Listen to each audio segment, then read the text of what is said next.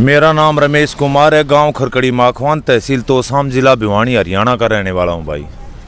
और ये प्रोग्राम जो हमारे क्रांतिकारी भाई, जो आंदोलनकारी भाई हैं और आज दिल्ली के बॉर्डरों पर बैठे हैं, उनकी समस्याओं के समाधान हेतु और उनकी मदद हेतु, इसीलिए ये पंचायत, साझा पंचायत, अपने आड़ती समाज और तोसाम के ग्रामीण समाज, लगभग सारे गाँवों का साझा पंचायत इसलिए की गई है कि व्यवस्थित तरीके से जब तक आंदोलन चले, चाहे दिन, महीने, साल चले, हम इसमें कैसे व्यवस्था बना करके कि दुरुपयोग भी ना हो और सच्चे जो जिनको मदद की ज़रूरत है उन हाथों तक हमारी रसद सामग्री जो भी है, हमारी मदद सही हाथों तक पहुंच सके। सबसे बड़ा सवाल कि कुछ लोग अभी भी इस आंदोलन को बदनाम करने पर तुले हुए हैं, उनको समझ नहीं आ रहा कि किसान ये आंदोलन क्यों कर रहा है। तो ये सवाल है कि किसान इस कानूनों का विरोध क्यों कर रहे हैं, सबसे बड़ा सवाल आप ये समझाने की कोशिश कीजिए। जी देखो भाई, अगर आम आदमी उसका विरोध कर रहा है, जबकि हमारी निकम्मी सरकार, अनुभवहीन सरकार, अहंकारी सरकार के नुमाइंदे ही ऐसा कर रहे हैं, तो आम आदमी जो उनके चाटुकार हैं, उनके वर्कर हैं, उन्होंने तो करना ही पड़ेगा। बाकी किसान मांग क्या रहा है, क्या मांग रहा है? ये खुफिया तरीके से किसान को क्यों दे रहे हैं ये गिफ्ट? अब पूरे देश का किसान मोदी जी को बोल रहा है, जो गिफ्ट आप दे रहे हो हमें नहीं चाहिए, अपने घर में रख लो। हम मांग क्या रहे थे और मिला क्या हमें? Death warrant. हम तो मांग रहे थे स्वामीनाथन C2+50, हम मांग रहे थे संपूर्ण कर्जा मुक्ति, हम मांग रहे थे रोजगार, और आपने ला के क्या दिया? आप अंतर्राष्ट्रीय फैसले के दबाव में अगर हैं तो आप दूसरे देशों में भी इस फैसले को परखने की भी कोशिश कीजिए मोदी जी। आपने ये जो छोड़ रखे हैं इस आंदोलन को बदनाम करने वाले लोग, कभी खालिस्तानी, कभी पाकिस्तानी, कभी चीन से सपोर्टेड, क्या कर रहे हैं ये लोग? हाँ, यही सवाल मैं आपसे करने वाला था कि कृषि मंत्री जो हमारे हरियाणा के JP दलाल जी, उन्होंने हाल ही में ये बयान दिया है कि ये जो आंदोलन है इसके पीछे चाइना और पाकिस्तान का हाथ है।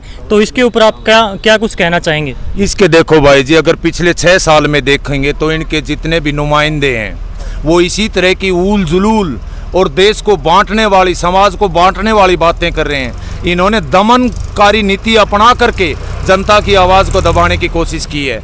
इन्होंने सरकारी संस्थाओं का, सरकारी मिशनरी का दुरुपयोग करके, चाहे वो हमारे पुलिस वाले भाई हों या हमारी सेना के जवान, उनको भी आमने सामने खड़ा कर दिया है। इस तरह लोकतंत्र, हमारे देश का ऐसा लोकतंत्र है कि दुनिया में गाथाएं गाई जा रही हैं, और सरकारी मिशनरी का दुरुपयोग करके जनता की आवाज़ को नहीं दबाया जा सकता। जैसे चौधरी देवीलाल ने कहा था, लोक राज लोक लाज से चलता है। ये लोकतंत्र को ख़त्म करने वाले लोग हैं। जो हमारे कृषि मंत्री ने बयान दिया था, इतना शर्मसार करने वाला बयान कि उनको शर्म आनी चाहिए। अगर आतंकवादी हैं, अगर खालिस्तानी हैं, पाकिस्तानी हैं, तो आपकी सरकारी एजेंसियाँ क्या कर रही हैं? जेल में क्यों नहीं डाल रहे? जैसे हमारे CM साहब ने बयान दिया कि हरियाणा के किसान इसमें शामिल ही नहीं हैं। अगर मुख्यमंत्री जी हरियाणा के किसान इसमें शामिल नहीं है तो हमारे हजारों किसान 4 दिन पहले गिरफ्तार क्यों किए?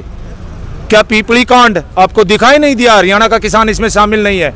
आज 4 महीनों से प्रदेश का किसान सड़कों पर है। ये इतने ढीठ और अहंकारी लोग हैं, इनको दिखाई नहीं दे रहा। और हमारे मुख्यमंत्री के तो कहने ही क्या, वो तो 20 मिनट में जज भी आप बन गए, वकील भी आप बन गए, और पीपली कांड को ये ठहरा दिया कि वहाँ पे कोई लाठीचार्ज हुआ ही नहीं। ऐसे हैं ये अहंकारी लोग, इनकी क्या बात करनी है भाई? एक तरफ किसान आंदोलन लगातार जारी है और दूसरी तरफ सरकार किसानों को लगातार वार्ता के लिए आमंत्रित कर रही है। जी। और किसानों के साथ सरकार अभी तक लगभग 5 दौर की बातचीत कर चुकी है, लेकिन इसमें अभी तक कोई जो है हल नहीं निकला।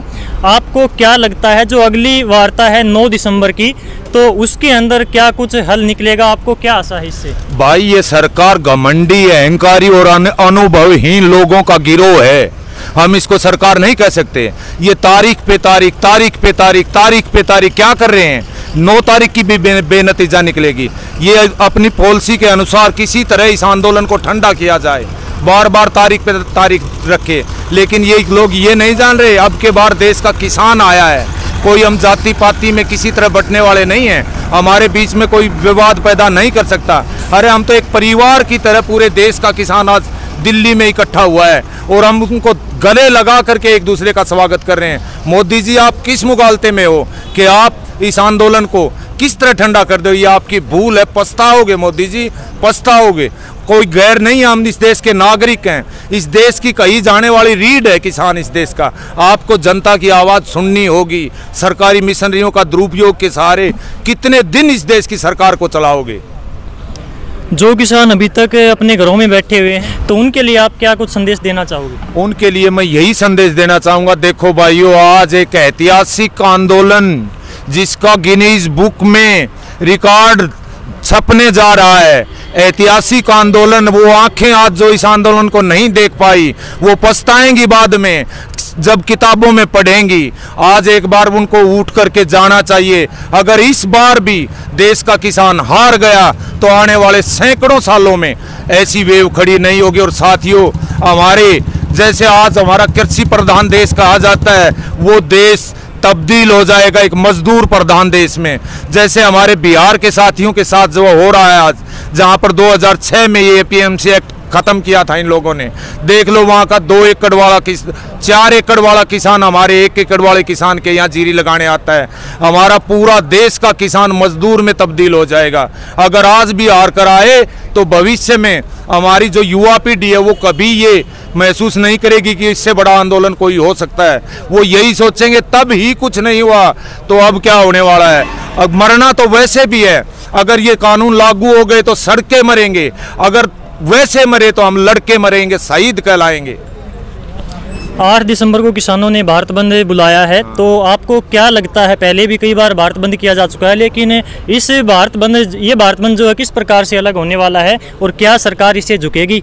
ये एक हमारे देश के जो किसानों के प्रतिनिधि हैं उनका एक सांकेतिक वो है कि पहली बार सरकार को हम ये दर्शा रहे हैं कि मजबूर मत करो देश के किसान को। आपको एक सांकेतिक भारत बंद का ऐलान करके ये उनको जताया जा रहा है कि अब मजबूत मत करो, नहीं स्थिति बहुत खतरनाक और भयावह हो सकती है। जनता को दबाया नहीं जा सकता, सिर्फ आर्मी और पुलिस के सहारे या ताकत के सहारे जनता की आवाज़ को दबाया नहीं जा सकता। हमारे देश का लोकतंत्र ने, हमारे देश के संविधान ने हमें अपनी अभिव्यक्ति की आज़ादी का अधिकार दिया हुआ है। मोदी जी, आपको बड़ी कुर्सी से उतर कर नीचे जनता के बीच में आना पड़ेगा, किसानों के बीच में आना पड़ेगा, उनकी आवाज़ सुननी पड़ेगी और उनकी बात माननी भी पड़ेगी। ऐसा ना हो कहीं पछताए ये देश। जी, आपका बहुत बहुत धन्यवाद। ये हमारे साथ थे रमेश पंगाल जी, जो कि दक्षिणी हरियाणा के किसानों की आवाज़ को बहुत ही बेबाकी से रखते हैं। और आज ये जो है मीटिंग किसानों की यहाँ पर बुलाई गई थी, किसान कृषि कानून है उनके विरोध में, ताकि जो किसान आंदोलन वहाँ पर दिल्ली के अंदर कर रहे हैं उनका पूरी तरह से समर्थन किया जा सके, उन्हें सहायता पहुँचाई जा सके। तो दोस्तों, इस वीडियो को लाइक और शेयर करें ताकि सभी किसानों तक ये वीडियो ज़्यादा से ज़्यादा पहुँच सके। काले कानून वापिस लो, वापिस लो, वापिस लो। किसान एकता जिंदाबाद, किसान एकता जिंदाबाद।